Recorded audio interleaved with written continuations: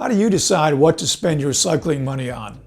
Do you start with a clear idea of what your goals are, like riding faster or longer or more comfortably, and then prioritize your budget to help you achieve those goals? Or do you go from one purchase to the next, impulsively spending on things that excite you at the time because they look like they'll help you go faster? Well, regardless of how you decide to spend your cycling money, I'm going to give you 5 things you can do to spend less of it or none of it and still go faster. And I'll give you a 6th speed booster at the end of this video that will cost you pennies but increase your speed as much as the fastest aero bike or carbon wheels.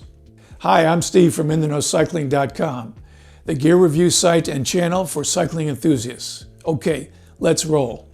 Cycling is a tough sport for the average adult enthusiast. Riding long distances at speed across varying terrain and road conditions, 4 to 6 days a week, month in and month out, in the midst of work, family, and other commitments, is a physical and mental challenge. Now, I'm not telling you anything you don't already know, but what I am telling you is that if you aren't committed to a few specific riding goals, however ambitious or modest, and you aren't mentally positive about the process that will enable you to achieve those goals, you aren't going to get faster. More simply, in addition to getting physically fit, you have to get mentally fit to go faster. Mental fitness has 2 pieces, a goal focus and a positive mindset. While some of you may be familiar with goal setting in the context of your work or career, there's a good post I've linked to on Training Peaks by Adam Hodges that lays out how to effectively set goals for endurance athletes like us. It describes how to set goals for different time frames for both training and events, making them difficult yet realistic, keeping them focused on the process rather than the outcome, and tracking, owning, and controlling them while also having people around you to support you on the journey to achieving them. Being goal-focused does take a personal commitment of time, mental energy, and perhaps an inexpensive subscription to an app like Training Peaks or Intervals.icu to help you track and make progress against your goals. Second, you need to lock in a positive mindset surrounding everything you'll do to get faster. All the effort and time you put into training and pursuing your goals has to be something you're positive about and makes you happy, or at least doesn't make you unhappy and second-guessing what you're doing. The question becomes, can you go beyond being happy riding around on your own and with your friends to being happy following the process and doing the hard work you'll need to do to get faster? The research suggests you can if you have a mindset and goals that are focused on mastering cycling and improving your individual performance rather than your performance compared to others. I've provided a link above and in the description box below to an article, a good one, that goes into more detail about this. Once you've committed to goals and a positive mindset, then having and following a plan designed to achieve and support them can provide a huge boost to your speed and power, your ability to ride longer, and the positive reinforcement that making progress against your goals will give you. While your goals may be to, say, ride 1 to 2 kilometers or miles an hour faster, or raise your FTP by 10%, or complete 3 big events this season, or even ride more regularly in the midst of your busy life, you can't just will your way to doing those things. Finding and following a training plan that's geared to reaching your goals, the kind of riding you do, how much time you have, and that measures your progress and adapts to it will make a world of difference in nailing those goals. The best training platforms that I've used, including Trainer Road, Wahoo System, and FastCat, cost just $15 to $20 a month, and have plans that are as customizable and adaptable as individual coaches that will cost you 10 to 20 times that amount. Now, to get the most from your training, you should spend some money on 4 products. First, a basic heart rate monitor from Garmin or Wahoo that will cost you $75 to $150. Next, a GPS bike computer. These will read your heart rate, your speed, cadence, and power, and navigate your route when you're riding outside. The better ones will also upload and display your workouts from your training app and download your performance back to that app after you're done. Now, I've compared and recommend the Wahoo Roam V2 or the Garmin Edge 840. Each sells for about $400. See the link above or below for my comparative review of these computers. Third, a power meter. While you can train based on your heart rate or your rate of perceived exertion, using a power meter is by far a more effective way to guide your workout efforts and measure your results. Most cycling enthusiasts need only spend $250 to $500 for a good, precise, and consistent power meter that is built into your pedals, crank arm, or crankset.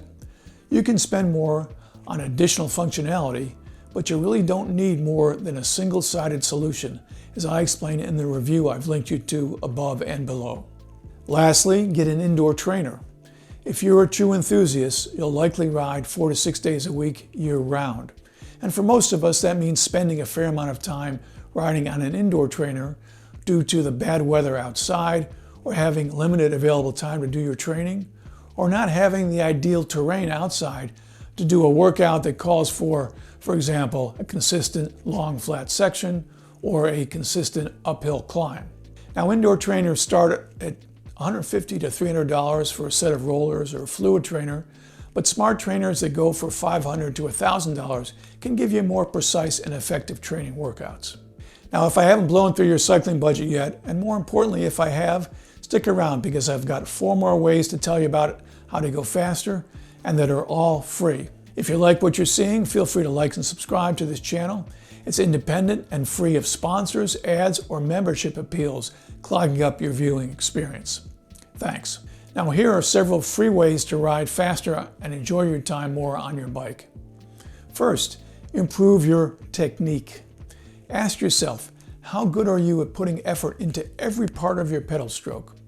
How appropriate is your cadence to the terrain you're riding on and your own physiology?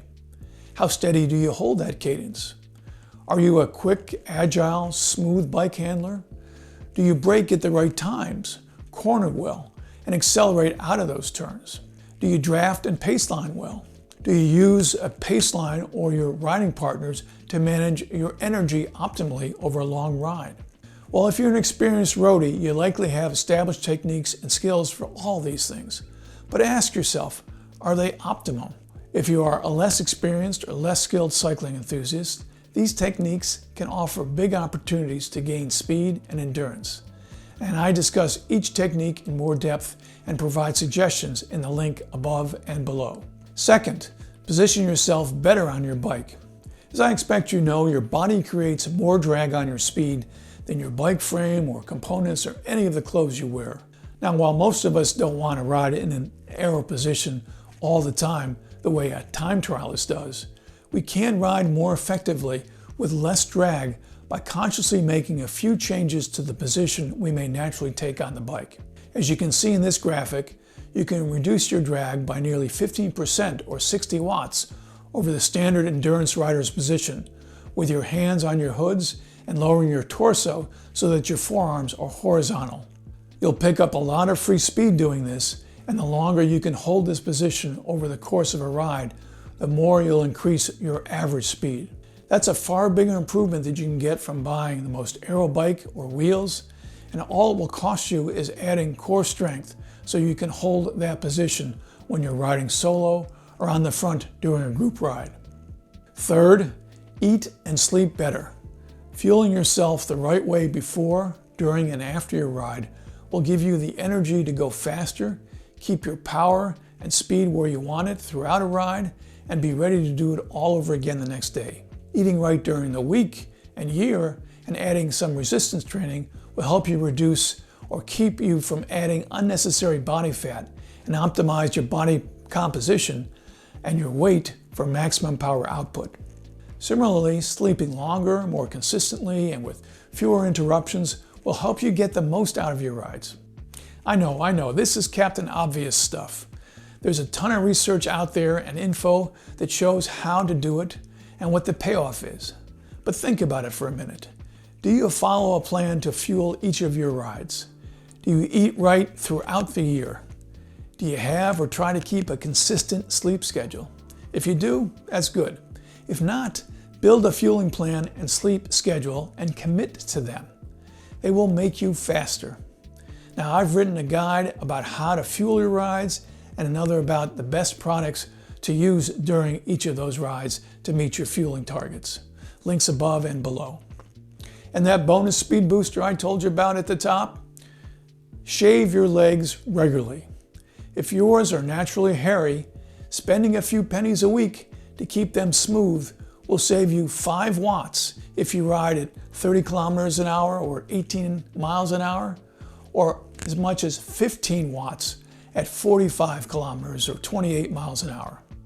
That's as much drag reduction and speed increase as you'll get from buying a $10,000 aero bike or a $2,500 set of aero wheels. How do you go faster while spending less? Share your speed hacks in the comments below. And if you want to see more reviews of gear like helmets, tires, clothes, and wheels that can make you go faster still once you get all these less expensive ways dialed in, subscribe to the channel and check out my reviews by clicking the boxes you see alongside me. Thanks for watching. See you again soon.